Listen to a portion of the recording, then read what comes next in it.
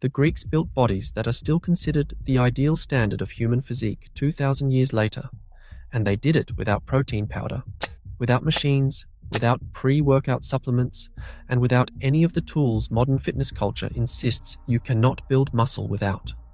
Those marble statues you see in museums were not fantasy or artistic exaggeration. Archaeological evidence and historical accounts confirm these were documentation of real bodies shaped through training methods that somehow produced results. Modern gyms, with all their advanced equipment, consistently fail to replicate. Modern bodybuilders study Greek sculpture to understand ideal proportions.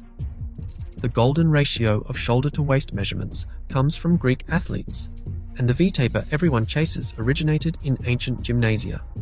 So, if their bodies remain the blueprint, why do most modern men struggle to achieve even a fraction of that aesthetic, despite access to infinitely more resources, information, and technology? And here is what makes this even more uncomfortable. Greek strength was not just aesthetic, it was brutally functional, in ways modern gym strength rarely is. These men could sprint in 60 pounds of bronze armor, fight in close combat for hours, wrestle opponents using techniques that would break joints, compete in multi-day athletic festivals without modern recovery protocols, and do all of this consistently throughout their adult lives without the injuries that plague modern athletes. Modern gym bodies often look impressive in controlled lighting, but they collapse when real demands appear, when you need sustained strength, when conditions are not perfect, when something requires more than isolated muscle contraction. So, what made Greek training so effective that it produced both the aesthetic ideal we still chase and the functional capability modern training consistently fails to deliver? And why does their approach remain superior to what fills modern gyms? Before we reveal exactly how they trained and why they did it completely naked, you need to understand what made Greek strength fundamentally different from what modern gyms produce. Greek athletes didn't chase numbers on a barbell or measurements on their biceps. They trained for arete, excellence in all things, a concept combining physical capability, moral virtue, and intellectual development into one unified pursuit. Physical training wasn't separate from becoming a complete human being. It was essential to it. And that training had immediate, serious consequences attached. Every Greek city-state required military service from citizens. A Spartan hoplite needed genuine capability, sprinting while carrying heavy shields and spears, maintaining formation in chaotic battles, and enduring months-long campaigns with limited food. An Athenian trireme rower powering naval vessels had to generate coordinated power for hours, without modern ergonomic seats or programmed rest periods. Then there were the athletic competitions. They were tests of capability that brought honor or shame to your entire city. Olympic victors gained lifelong prestige, substantial public rewards, and immediate social elevation. Losers faced public humiliation that reflected on their families for generations. Socrates, one of history's greatest philosophers, reportedly said that it is a disgrace for a man to grow old without seeing the beauty and strength of which his body is capable. This context matters because it explains why Greek training produced durable results, while modern gym-goers often struggle with consistency despite having every advantage. When training connects to identity, to survival, to social standing, beyond vanity, behavior becomes self-sustaining rather than willpower dependent. Modern men train in climate-controlled rooms with music blocking reality, for goals rarely extending beyond aesthetics or vague health. Nothing wrong with those goals, but the urgency that produces lasting adaptation is absent. Greeks did not train because influences inspired them or because they felt motivated that morning. They trained because physical weakness had direct consequences for survival, for their ability to fulfill civic duties, for their honor, and for their standing in society. Modern motivation research confirms what Greeks understood instinctively. Intrinsic purpose, tied to identity, produces far more consistent long-term adherence than external rewards like appearance. When strength serves something larger than vanity, training does not require constant motivation. It becomes non-negotiable. But understanding why they trained still doesn't explain how they built those legendary physiques without any modern equipment, and it certainly doesn't explain the naked element that seems so bizarre to modern sensibilities. Because historians confirmed through extensive research, Greek men trained completely nude in public spaces where hundreds gathered daily, where political debates happened, and where philosophers lectured. The word gymnasium literally derives from gymnos, meaning naked. This was not occasional, and it was not optional. For over 6 centuries across Greek city-states, men stripped completely before training. But why? What made exposure so central to their methods that it remained standard practice for hundreds of years? The nakedness was not about shock value or some primitive custom.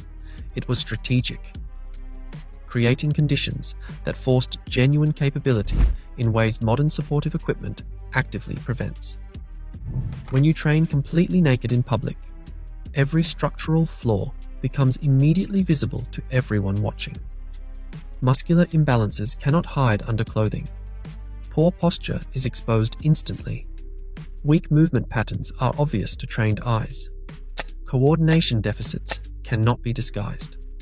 And everyone was watching, because gymnasia were social spaces where citizens gathered, where trainers observed constantly, where your body's capability was continuously judged by peers who understood what real strength looked like because they trained alongside you.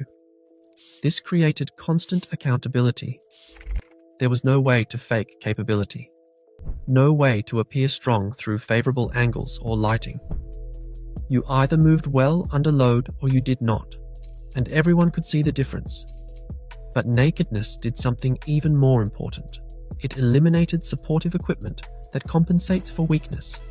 No wrist wraps supporting joints that should stabilize themselves. No lifting belts compensating for core muscles that should protect your spine naturally. And no cushioned shoes masking foot dysfunction and ankle instability that proper movement patterns should address. When Greek athletes lifted, their bodies had to stabilize everything, or fail publicly. This forced the development of genuine structural integrity rather than isolated muscle growth propped up by external equipment. And what they lifted wasn't balanced chrome-plated steel, it was stone. In Olympia, archaeologists uncovered massive lifting stones carved with boastful inscriptions. One surviving block weighing 143 kilograms carries the claim. Bibon, son of Fola, lifted me above his head with one hand. Another stone, weighing 480 kilograms, was reportedly lifted from the ground by Eumastus. Whether exaggerations or not, these stones prove lifting irregular objects was central to Greek training, and irregular stones build strength completely differently than modern barbells. Stones shift weight as you move them. Edges dig painfully into forearms. When you lift something like that, your body cannot isolate muscle groups. It must stabilize everything simultaneously, or the stone drops. This is what strongman athletes rediscovered and called odd object training. Research confirms unstable loads dramatically increase overall muscle activation and demand far greater coordination than balanced barbells. Compare that to modern strength existing primarily in phone apps. Personal records tracked digitally, physiques enhanced dramatically by dehydration, lighting, angles, filters. You can appear strong in photographs without ever lifting anything that fought back. Greek strength had to function in wrestling competitions, on battlefields facing enemies trying to kill them, in athletic festivals where failure meant public shame before your city, and it had to perform while completely exposed, with nothing to hide behind. But stones and nakedness were only part of their system. The real secret was how they actually moved. Step into a Greek gymnasium at dawn, and what you would witness would confuse every modern trainer who thinks progress requires machines and isolation exercises. No leg press machines, no chest flies, just sand underfoot, stone columns, and naked men moving through drills that looked more like combat than modern fitness. Training did not begin with isolation. It integrated everything simultaneously. Athletes ran barefoot on packed earth or deep sand. That forced every small foot and ankle muscle to stabilize constantly, and it prevented the cushioned heel strike that modern shoes enable, and that destroys joint health over time. They wrestled for hours. Bodies collided unpredictably, adapting constantly to opponents who refused to cooperate with movement plans. They practiced pancration, a brutal combat sport that blended striking and grappling with almost no rules. Matches continued until one fighter surrendered or lost consciousness. Historical accounts describe fights where competitors broke bones, dislocated joints, even killed opponents. This was not sport in the modern sense. It was preparation for genuine life-or-death combat. They leapt holding halteres, curved stone or bronze weights up to 10 pounds each, not for bicep isolation, but to explosively drive long jumps through coordinated hip and arm momentum. Philostratus, writing in the 2nd century AD, documented that some athletes also carried heavy objects and engaged in endurance running, sometimes wrestling with beasts. Wrestling, called pale, formed the training backbone because it simultaneously required hip strength, spinal stability, grip endurance that lasted hours, breath control under exertion, and tactical thinking, all at once. When one man tried unbalancing another, every muscle from toe to fingertip had to fire instantly or he'd hit sand. Plato himself, whose name literally means broad-shouldered, was reportedly a champion wrestler before founding his academy. The connection between physical and intellectual excellence wasn't metaphorical. It was reality. Greeks understood a principle modern gyms deliberately ignore because it is less profitable. Strength isn't maximum force under perfect conditions. It is effective force when conditions actively fight back. That is why they trained on sand instead of smooth floors. Sand absorbs energy and forces smaller stabilizing muscles in feet, ankles, and hips to activate constantly just to maintain position. Modern research confirms unstable surfaces dramatically increase muscle activation and improve proprioception, the nervous system's awareness of body position in space. Greek athletes built this adaptation centuries before the science existed. Their training also followed structured periodization, documented by physician Galen, who prescribed specific protocols, including warm-ups, main efforts, cool-downs, and recovery, fundamental concepts modern sports science later rediscovered. But all this training demanded fuel, and what they ate reveals another stark contrast with modern supplement-dependent approaches. After hours of training naked in the Mediterranean sun, with bodies coated in olive oil and mixed with sand, Greek athletes did something that would horrify modern supplement companies. They relied entirely on real food.